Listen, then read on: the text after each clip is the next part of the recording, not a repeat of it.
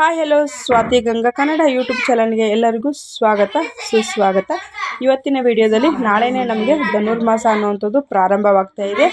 ಧನುರ್ಮಾಸದಲ್ಲಿ ನಾವು ಮನೆಯಲ್ಲಿ ಹೇಗೆ ಒಂದು ಆಚರಣೆಯನ್ನು ಮಾಡ್ಕೊಳ್ಬೇಕು, ದೇವಸ್ಥಾನಕ್ಕೆ ಹೋಗೋರು ಕೂಡ ಏನೇನೆಲ್ಲ ಸಿದ್ಧತೆಯನ್ನು ಮಾಡ್ಕೊಳ್ಬೇಕು, ಮನೆಯಲ್ಲಿರೋರು ಕೂಡ ಏನೇನೆಲ್ಲ ಸಿದ್ಧತೆಯನ್ನು ಮಾಡ್ಕೊಳ್ಬೇಕು ಅನ್ನೋದನ್ನು ತಿಳಿಸ್ಕೊಡ್ತೀನಿ.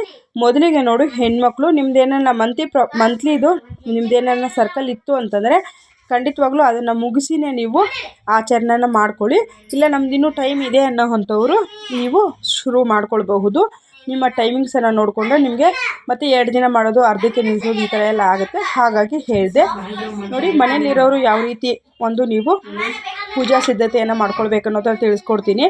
ಮನೇಲಿ ಇದ್ದು ನೀವು ಮಾಡುವಂಥವ್ರು ಮೊದಲಿಗೆ ನಿಮಗೆ ತುಳಸಿ ಮತ್ತು ಬಿಲ್ಪತ್ರೆಯನ್ನು ನೀವು ಇಟ್ಕೊಳ್ಬೇಕಾಗತ್ತೆ.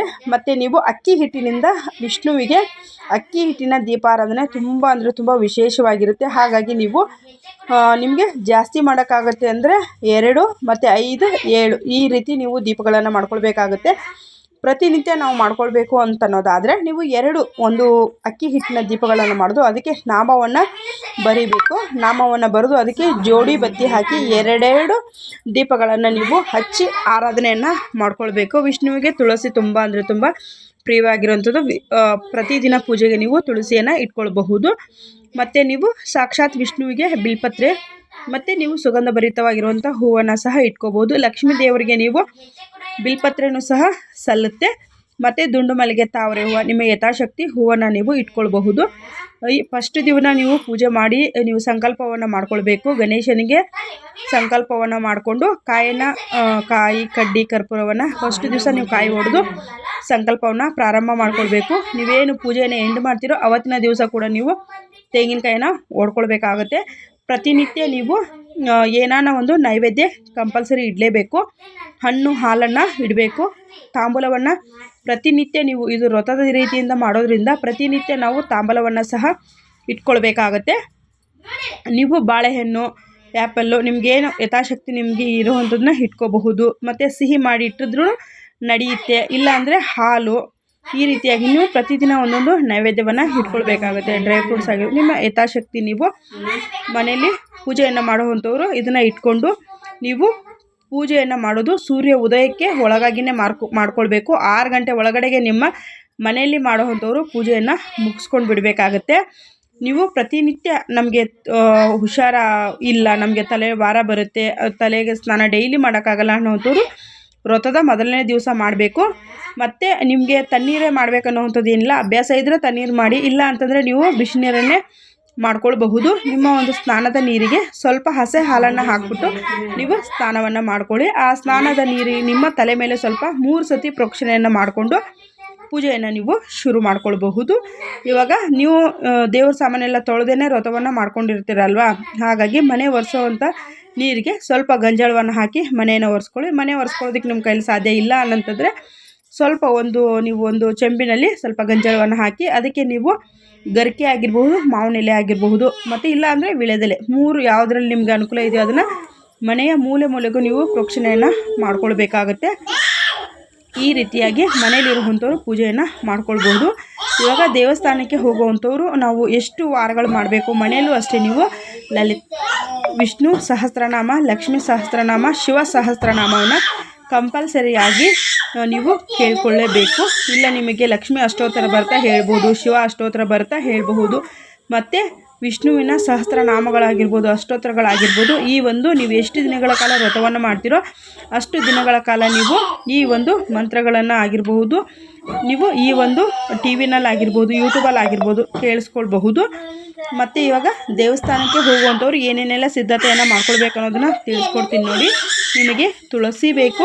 ಅರಳಿ ಮರದ ಕೆಳಗಡೆಗೆ ಪೂಜೆಯನ್ನು ಸಲ್ಲಿಸೋದಕ್ಕೆ ಅರಿಶಿನ, ಕುಂಕುಮ, ಕರ್ಪೂರ, ಅಗರಬತ್ತಿ, ಹೂವು, ನಿಮಗೆ ಎಣ್ಣೆ, 2 ದೀಪಗಳು ಬೇಕು. ಮತ್ತು ನಿಮಗೆ ಒಂದು ಅಡಕೆ ತಟ್ಟೆನೂ ತೆಗೆದುಕೊಳ್ಳಿ.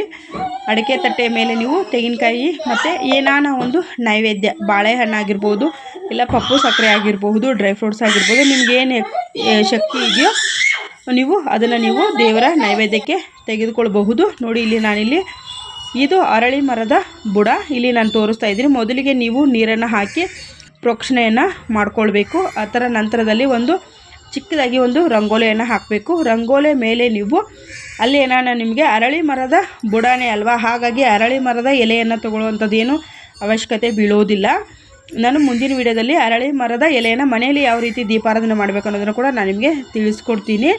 ನೋಡಿ, ಇಲ್ಲಿ ಇದಕ್ಕೆ ಬುಡಕ್ಕೆ ನಾವು ನೀರನ್ನು ಹಾಕಬೇಕು. ನೀರನ್ನು ಹಾಕಿ ಅರಿಶಿನವನ್ನು ಇಕ್ಕಿ ಕುಂಕುಮವನ್ನು ಇಕ್ಕಿ ನೀವು ದಾರ ಸುತ್ತುವಂಥ ಪದ್ಧತಿ ಕೆಲವೊಬ್ಬರ ಮನೇಲಿ ಇರುತ್ತೆ, ಕೆಲವೊಬ್ಬರ ಮನೇಲಿ ಇರಲ್ಲ. ಪದ್ಧತಿ ಇರೋರು 5 ಎಳೆಯ ದಾರವನ್ನು ಈ ಅರಳಿ ಮರಕ್ಕೆ ಸುತ್ತಕೊಳ್ಬೇಕು.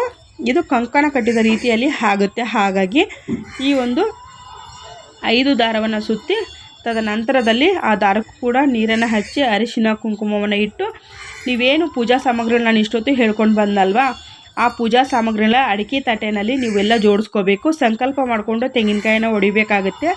ಗಣೇಶನನ್ನು ಪ್ರಾರ್ಥನೆ ಮಾಡಿಕೊಂಡು ನೀವು ಪ್ರತಿನಿತ್ಯ ತೆಂಗಿನಕಾಯಿ ಹೊಡಿಬೇಕಂತ ಏನಿಲ್ಲ.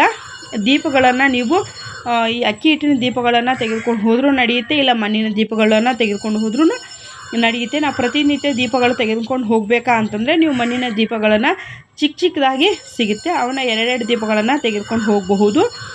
ಈ ರೀತಿಯಾಗಿ ನಾನು ಇಲ್ಲೇನು ನಿಮಗೆ ವಿಡಿಯೋದಲ್ಲಿ ತೋರಿಸ್ತಾ ಇದ್ದೀನಲ್ವಾ, ನಿಮಗೆ ತೋರಿಸೋದಕ್ಕೆ ಅಂದ್ಬಿಟ್ಟೆ ನಾನು ಇಲ್ಲಿ ಪೂಜೆಯನ್ನು ಮಾಡಿ ವಿಡಿಯೋನ ತೆಗೆದುಕೊಂಡಿರುವಂಥದ್ದು. ಯಾರೂ ಇರಲಿಲ್ಲ, ಹಾಗಾಗಿ ಸಹಾಯಕ್ಕೆ ನಾನು ಪೂಜೆ ಮಾಡಿದ ನಂತರದಲ್ಲಿ ನಿಮಗೆ ಅದನ್ನು ತೋರಿಸ್ತಾ ಇದ್ದೀನಿ. ಈ ರೀತಿ ಪೂಜೆಯನ್ನು ಮಾಡಿದ ನಂತರದಲ್ಲಿ ನೀವು ಪ್ರದಕ್ಷಿಣೆಯನ್ನು 5 ಪ್ರದಕ್ಷಿಣೆ, 9 ಪ್ರದಕ್ಷಿಣೆ, 3 ಪ್ರದಕ್ಷಿಣೆ, ನಿಮಗೆ ಟೈಮ್ ಇಲ್ಲ, ನಾನು ಅರ್ಜೆಂಟ್ ಕೆಲಸಕ್ಕೆ ಹೋಗಬೇಕು, ಮನೆಗೆ ಬಂದು ಮಕ್ಕಳಿಗೆ ಟಿಫನ್ ಮಾಡಬೇಕನ್ನೋರು 3 ಸುತ್ತು, 5 ಸುತ್ತು, 9 ಸುತ್ತು, 11 ಸುತ್ತು, ನಿಮಗೆ ಇದರಲ್ಲಿ ಯಾವುದು ಅನುಕೂಲ ಆಗುತ್ತೋ ಅಷ್ಟು ಸುತ್ತುಗಳನ್ನು ನೀವು ವಿಷ್ಣು ಮತ್ತು ಶಿವ ಲಕ್ಷ್ಮೀ ದೇವಿಯನ್ನು ಪ್ರಾರ್ಥನೆಯನ್ನು ಮಾಡಿಕೊಂಡು ಪ್ರದಕ್ಷಿಣೆಯನ್ನು ಹಾಕಬಹುದು.